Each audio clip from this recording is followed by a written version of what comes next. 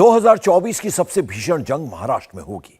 वैसे तो लोकसभा की सबसे ज्यादा सीटें यूपी में हैं, लेकिन सबसे ज्यादा हंगामा महाराष्ट्र में मचा है। महाराष्ट्र में 3 पार्टियां मिलकर सरकार चला रही हैं और 3 पार्टी सरकार गिराने की जी तोड़ कोशिश कर रही हैं। जात की राजनीति का सबसे तगड़ा ट्रेलर दिख रहा है। कहां?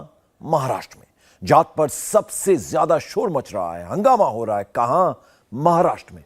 किसी ने सोचा नहीं था रिजर्वेशन पर ऐसा रिएक्शन महाराष्ट्र से आएगा। महाराष्ट्र से आ रही तस्वीरों को देखिए और उससे भी ज्यादा पर्दे के पीछे से हो रही पॉलिटिक्स को जरा समझिए इस रिपोर्ट में।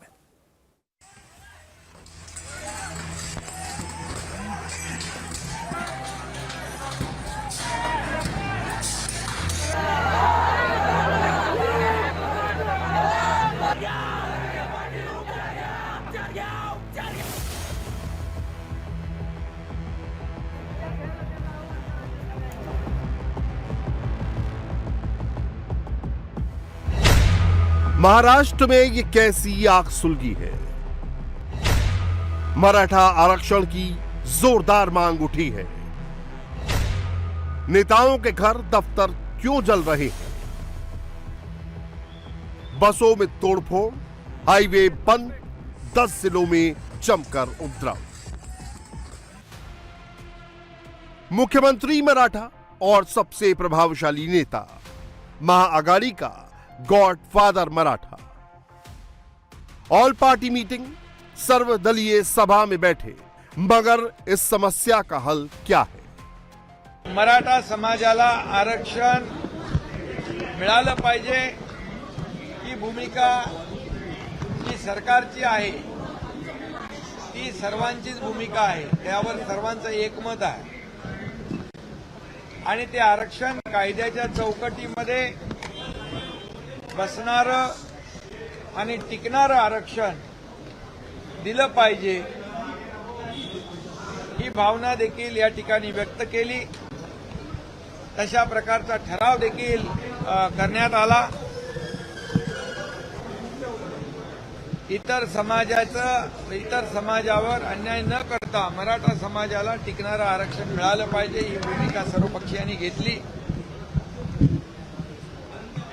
परंतु कायदेशीर बाबी आणि 2 लेवलला हे आपलं काम सुरू आहे। एक मराठवाड्यामध्ये जुन्या नोंदी कुणबी समाजाच्या ते दाखले देणं आणि सुप्रीम कोर्टातलं क्युरेटिव्ह पिटिशनवर काम करणं यावर साधक बाधक चर्चा झालेली आहे।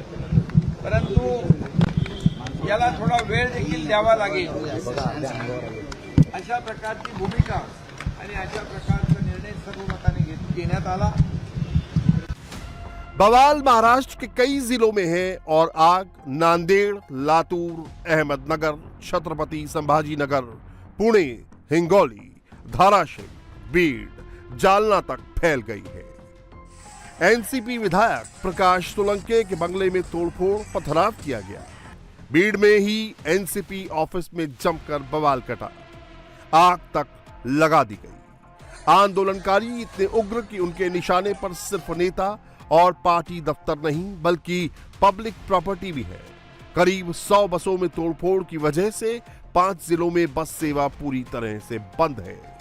एक तरफ आंदोलनकारी बवाल मचा रहे हैं तो दूसरी तरफ उनके समर्थन में विपक्ष के नेता आरक्षण के लिए धरना दे रहे हैं। आरक्षण को लेकर विधानसभा का विशेष सत्र बुलाने की मांग कर रहे हैं और इस आंदोलन के लीडर मानने को तैयार नहीं है। मुख्यमंत्री की अपील के बाद भी आंदोलन जारी रहेगा। हमने पहले ही उनको सबको ठराव पारित किया था, इसलिए तो समय दिया था। आप क्यों समय चाहिए?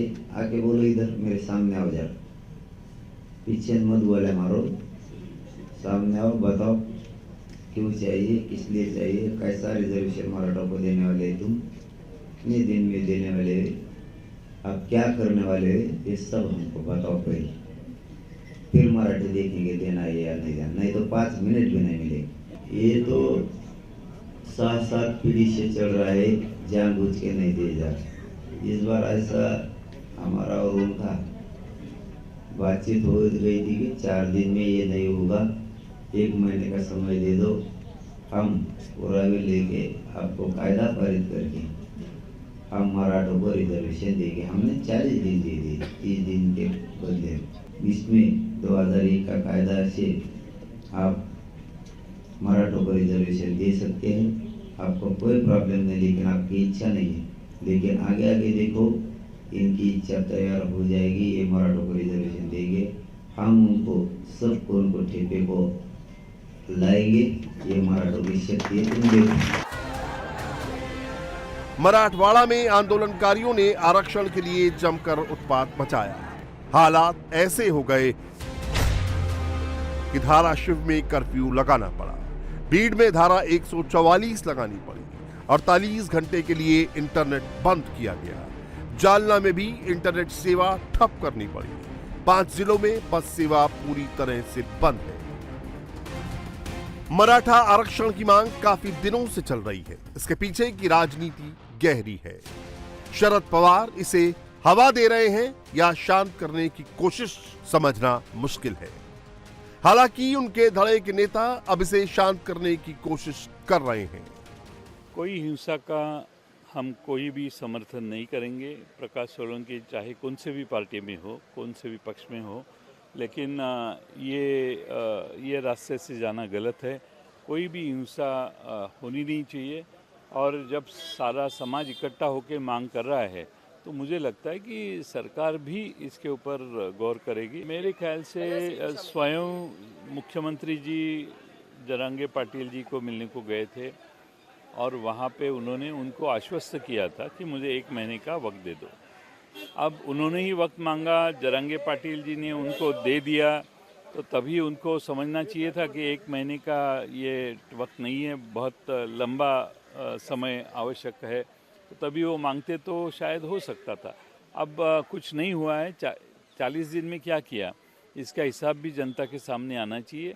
और अभी बात रही, जरांगे पाटिल खुद उपोषण को बैठे हैं, वो अभी मुख्यमंत्री जी ने जो अपील की है वो मानते हैं या नहीं, उसके ऊपर अभी सब निर्भर करता है। हम अपेक्षा करते हैं कि ऐसे चीज़ों में निर्णय लेना थोड़ा वक्त लग सकता है और इसीलिए सरकार ने जरांगे पाटिल जी को कन्विंस करना चाहिए और उनको उपोषण से दूर करना चाहिए, यानी उपोषण उन्होंने छोड़नी चाहिए। और इसीलिए मुख्यमंत्री जी और सभी लोगों ने प्रयास करने की आवश्यकता है।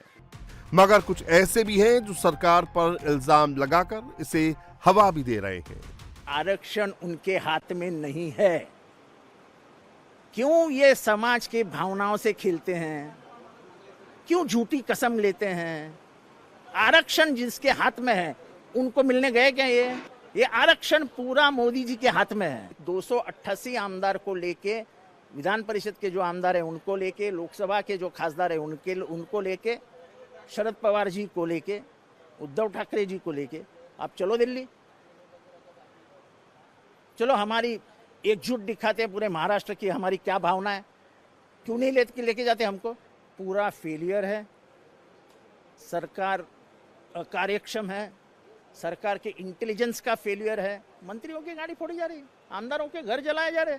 अरे हमको कभी पकड़ेंगे, मार देंगे तो क्या है, कौन जिम्मेदार है?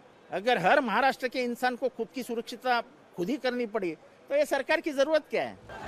दरअसल समझने की जरूरत है कि ये आंदोलन दोबारा भड़का है। 29 अगस्त से 14 सितंबर तक आंदोलन हो चुका है। सीएम शिंदे से बातचीत के बाद मामला शांत हो गया, लेकिन मांगे पूरी ना होते देख 25 अक्टूबर से आंदोलन दोबारा शुरू हो गया। ये हमारी तरफ से नहीं है, ये महाराष्ट्र की जनता की आवाज है।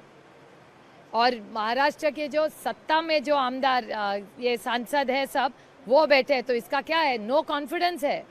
जो सत्ता के जो है सारे विधायक मुख्यमंत्री के पास नहीं गए, वो विधायक गवर्नर हाउस गए। इसका मतलब क्या है कि जो सत्ता में जो है, जो उनके घटक पक्ष है, उनके घटक पक्ष के जो उनके सब विधायक है, उनको सरकार में कॉन्फिडेंस नहीं है, इसीलिए तो गए गवर्नर के यहाँ। और गवर्नर हाउस उनके मुख्यमंत्री 10 मिनट पे चलने के थे, गाड़ी से जाते तो 3 मिनट में सह्याद्री पहुंचते, लेकिन सह्याद्री नहीं गए विधायक, ये गवर्नर हाउस गए। इसका मतलब क्या है कि इनको कॉन्फिडेंस नहीं रहा है इस राज्य की ये ट्रिपल इंजन खोके सरकार में। दरअसल आंदोलन कर रहे मनोज जरांगे की सरकार से जो बात हुई उसमें मराठों को कुणबी जाति का सर्टिफिकेट देने की मांग थी। लेकिन सवाल उठता है कि मराठों को कुणबी जाति का ही सर्टिफिकेट क्यों चाहिए? क्या सारे मराठा कुणबी हैं? महाराष्ट्र में कुणबी पहले से ओबीसी में है, उनको आरक्षण हासिल है, लिहाजा एक ग्रुप मराठों को भी कुणबी जाति में शामिल करने की मांग कर रहा है। अब फैक्ट ये है कि महाराष्ट्र में 33% यानी 4 करोड़ मराठा हैं, जिनके पास 72% जमीनें हैं। मराठों का एक वर्ग खुद को कुणबी से उच्च मानता है। नारायण राणे जैसे नेता पहले ही कह चुके हैं कि मराठा हम भी हैं लेकिन कुणबी नहीं है। कुणबी से हमारा रोटी बेटी का रिश्ता भी नहीं होता। दूसरी ओर ओबीसी समाज अलग आंदोलित है। उनका कहना है कि हमारे हिस्से का काट के आरक्षण नहीं दिया जाना चाहिए। इस आंदोलन के दौरान ओबीसी समाज की संपत्तियों को निशाना बनाया गया। ये तस्वीर इसकी गवाह है।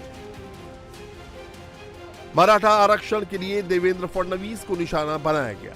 अब उनकी लाइन ये है कि ओबीसी के साथ किसी तरह का अत्याचार बर्दाश्त नहीं करेंगे।